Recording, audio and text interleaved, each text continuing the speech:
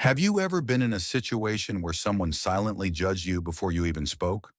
Where the clothes you wear, the way you carry yourself, become the only story people choose to believe? It was a crisp morning in Santa Barbara, the kind where the ocean breeze carries a whisper of something about to change. The private runway glistened under the pale sunlight, and a sleek Gulfstream G650 sat poised, a shining symbol of luxury and power. This jet was no ordinary plane. It belonged to Meridian Lux Aviation, known for catering to the ultra-wealthy, the powerful, the elite. Inside the gleaming cabin, the flight crew prepared meticulously. Catherine Wells, the lead flight attendant, adjusted her crisp uniform with practiced efficiency. 6 years on the job, she had seen the rich, the famous, and the notoriously difficult. Her world was polished and ordered, where appearances mattered and protocol was king. Then she saw her, the passenger who didn't fit the script. Amara Jackson stepped onto the jet wearing simple black joggers, a faded gray hoodie pulled loosely over her head, and worn Adidas sneakers that seemed more at home on a city street than a private plane. Her natural afro hair framed a calm, unreadable face as she scrolled casually on her phone. No flashy bags, no designer labels, no entourage. To anyone glancing briefly, she might have seemed out of place, just another person in comfortable clothes trying to stay low. But those who knew her understood something else. Amara was no ordinary traveler. She was a brilliant aerospace engineer, a self-made billionaire, and the majority shareholder of Meridian Lux Aviation, the very company that owned this jet. Catherine narrowed her eyes, her professional instincts firing. "Do we have any last-minute passengers not cleared by ops?" she whispered to the co-pilot. "No, none that I know of," came the reply. As Amara walked down the aisle, her footsteps steady and unhurried, Catherine intercepted her halfway. "Excuse me, ma'am," she said, her voice honeyed but edged with authority. "This jet is a private charter. Do you have proper clearance to board?" Amara barely looked up, tucking her phone into her hoodie pocket. "I am the client."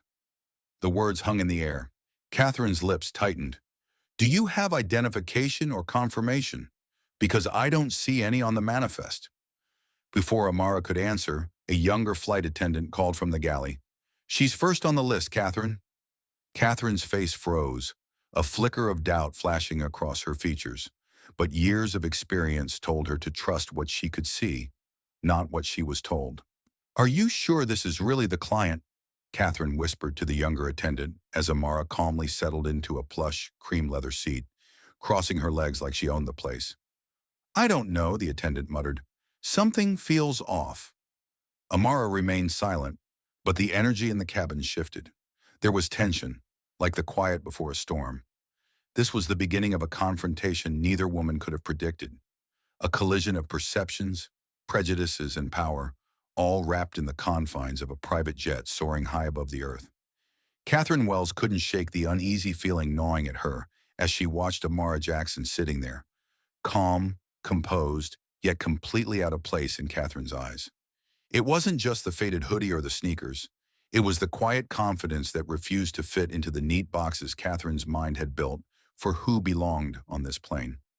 She glanced around the cabin. The other flight attendants exchanged glances, some whispering behind hands, others nervously avoiding eye contact. The older couple seated in the rear, clients of the same charter, looked on with polite curiosity, unaware of the storm brewing. Catherine stepped closer, folding her arms. "Ma'am, I'm going to need to see some ID, please. This is a private flight with strict security. We can't allow anyone on board without proper clearance." Amara looked up slowly, her dark eyes steady and unwavering. "I've flown Meridian Lux 12 times this year alone. If there's an issue with my clearance, you should be talking to operations, not me." Catherine's mouth tightened. "We have security protocols to follow. This isn't about you personally, but we can't let anyone bypass them." Amara's voice lowered, sharp but controlled. "Then you're talking about me personally, and that's a different matter entirely." The cabin grew colder. Catherine could feel the weight of those words like a challenge thrown down in the middle of the aisle. From the galley, Tony, a younger flight attendant who had taken a liking to Amara, stepped forward. "Catherine, the list is clear. Amara Jackson is the client and the majority shareholder. She's the one who owns this plane." Catherine's eyes widened.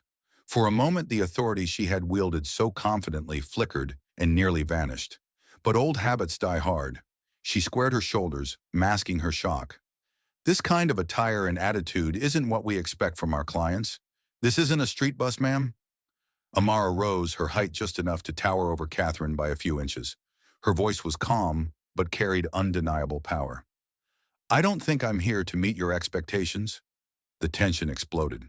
Catherine stepped forward, grabbing Amara's arm, her grip firm but not violent. You need to leave, now. Amara gently pulled away. Do not touch me. But Catherine's frustration and pride overwhelmed her better judgment. Before anyone could react, her hand shot out, slapping Amara across the face in a sharp, audible crack. The cabin fell utterly silent. Amara's hand rose to her cheek, a faint red mark blossoming. But her face remained composed, almost unreadable. Tony's voice broke the silence, sharp and angry. What the hell do you think you're doing? Catherine blinked, stunned, as reality crashed down. You just hit the owner of this plane, Tony said firmly. Catherine's knees nearly buckled under the shock. Amara was no mere passenger. She was the woman whose decisions signed Catherine's paycheck. The power dynamics that Catherine thought she understood had reversed in an instant. The rest of the crew and passengers stared, frozen. Amara settled back into her seat, silent, unshaken. Her presence alone spoke volumes. A quiet storm, powerful and unforgiving. The flight was no longer just a journey from Santa Barbara to Newark. It had become a crucible where prejudices, authority, and identity clashed above the clouds.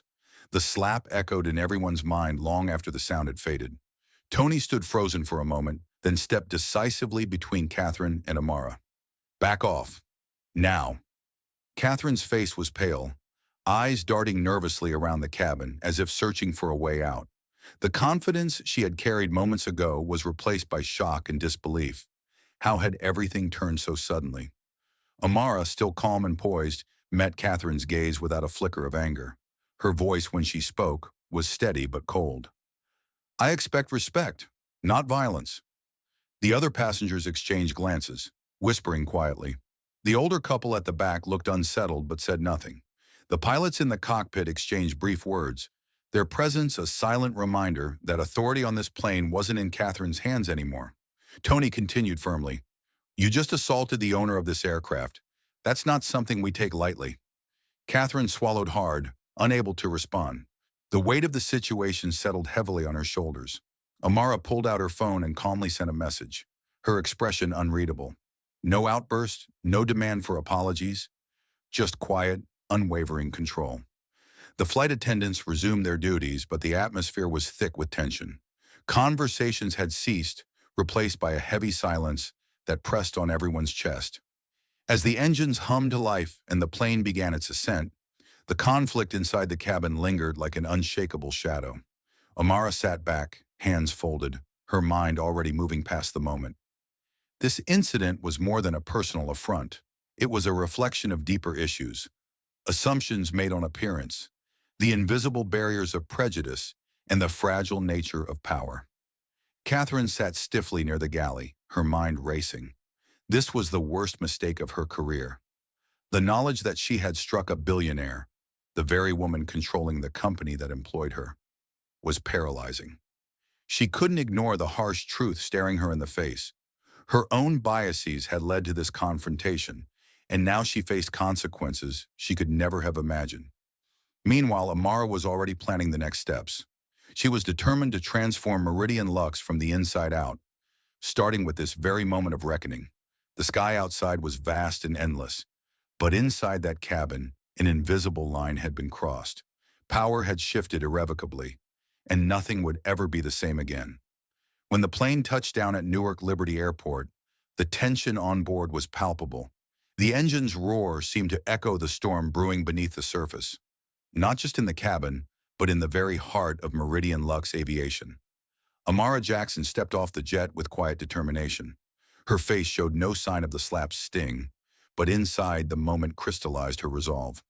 Back at Meridian Lux's headquarters, a sleek glass building in downtown Parapony, the news of the incident had already reached the executive offices. Amara's board of directors waited anxiously for her arrival. In the spacious conference room, The atmosphere was thick with urgency. 6 top executives shuffled papers nervously.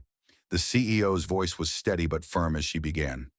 Effective immediately, Catherine Wells will be suspended pending a full review. A murmur rippled through the room. Furthermore, Amara continued, we are launching a comprehensive overhaul of our company's training programs.